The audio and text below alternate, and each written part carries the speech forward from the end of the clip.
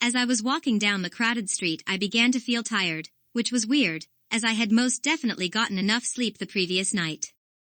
As I closed my eyes and began to feel faint, I saw the numerous people heading towards me in worry. I closed my eyes. When I woke up, I was not in a hospital as I suspected, but a forest. The forest was dark and misty. It seemed abandoned and untouched for years. The plants were very overgrown and seemed lively, but they were not a color of which one would suspect. They were of a very deep green. The trees were ancient by how tall they were. The leaves looked like a very dark khaki green.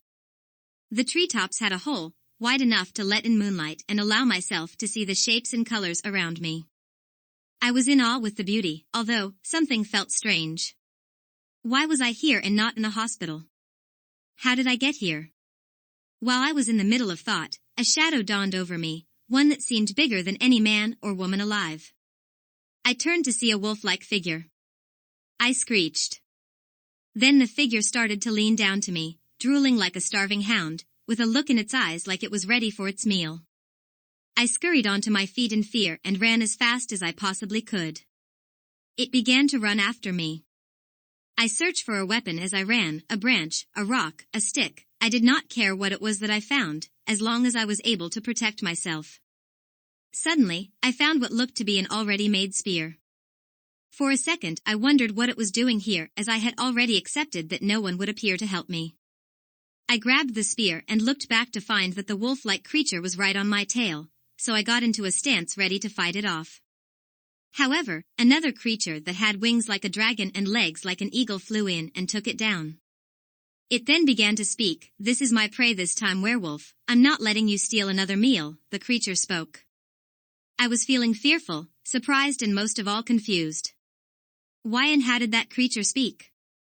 "Well, guess what, you are always too slow and I already claimed this creature as mine," the werewolf said.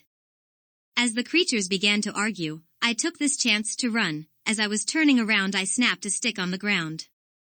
The creature's attention was now on me. I ran even faster this time. As I was running, I came into contact with an ancient, abandoned house. The stones were cracking and were of a mossy green color.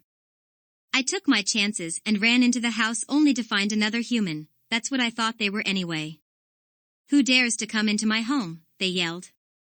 As I wasn't sure if they were or weren't human due to the recent encounters, I asked them this. "Are you a human?" "No, I am a witch, everyone knows that," they said as they turned. "A witch?" I yelled. "Oh, you are a human, fascinating. Usually the humans that come here would have died already from either Nate or Bruce," the witch said as she examined me. "Why would they have died?" I asked, even though I already knew the answer. "Because the others would have killed them from their foolish actions," she said. "You're perfect," she stated. Then she grabbed my arm and started dragging me to the basement. I was suddenly filled with fear, as I knew I shouldn't have stopped at this place. The witch ordered her subjects to hold me to the wall while she chained my hands and feet as well as my waist to the wall to ensure I could not move. "We shall have some fun now, my new subject."